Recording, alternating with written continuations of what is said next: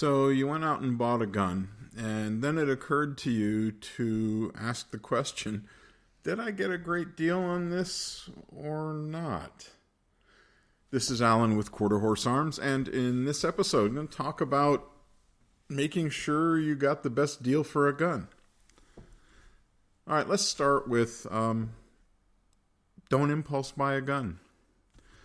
I mean, I often have money burning a hole in my pocket, but rarely is it more than $20. So before you actually make the purchase, shop around. Meaning, check and see what some gun dealers have. You may want to look at a big box store or two. You may want to look online. There are several websites that gun dealers can sell guns on. So, things to consider. Well, if you are buying it online, you need to keep in mind that there's going to be a transfer fee. Meaning that when you ship it to somebody like me, you're going to get a charge, and depending on where you go, I charge $15 on a transfer. I've seen it as high as $100. Assuming they priced it that way so they didn't have to do any transfers. Most people are probably around $20. Some of the big box stores, I've seen it at $40 or higher. And the other thing with at least one of those stores is if you buy the gun from them, they may charge you a transfer fee anyway. So while you're getting potentially a good deal on a gun, and it is almost too good to be true. So let's say you get this gun. It's a $200 gun, and it's normally $250. So it's a pretty good deal. And then you find out that they're going to charge you a $40 transfer fee plus tax. And, the tax you can't get around anyway. Well, you kind of can. But so, you're going to have to pay all that anyway. Suddenly it's not such a great deal. It's like getting a coupon for a few dollars off. The other thing when you're looking online, obviously is what are the shipping fees? Sometimes they're pretty reasonable. Sometimes they're exorbitant. And, in this economy, shipping costs have gone up. Not just the cost for shipping, but the materials, to do all the shipping with. And then, continuing forward with that thought is there are a large number of gun dealers.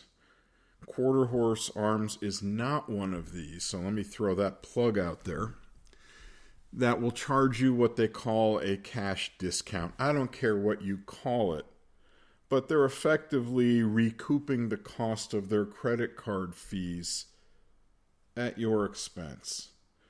So it looks like a good deal, and I've seen it, again, ranging from 3 to 6% is about average. I've seen it as high as 9%. There may be more out there, I don't know. But, if you are looking, those are factors to consider. I mean, even 1% on a $5 gun, or $500 gun. Boy, I'm a $5 gun. I should have coupon days.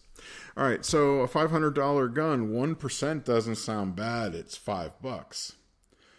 Well, 3% is $15. All right, it's getting there. And if they're going with, 6%, you're now up to paying an extra $30 unless you send them a certified check or a money order or something like that. And most people don't want to do that. So, frankly, I'm one of the people that finds doing that kind of stuff offensive. But that's just me. So, when you're looking at guns, you're looking at guns that can cost, for anywhere from $100 up to, $6,000, $7,000, $8,000, $9,000, $10,000. Well, I'd like to think I'm going to get the best deal possible. However, in the scenario I gave you, which is you bought it and then walked away going, well, hell, did I get a good deal? I asked my father that question once, many years ago when I bought a car, and I'm like, I don't know if I got the best deal. And his answer was simple. You bought the car, so at least at some point you had to be happy with the price. And he's right.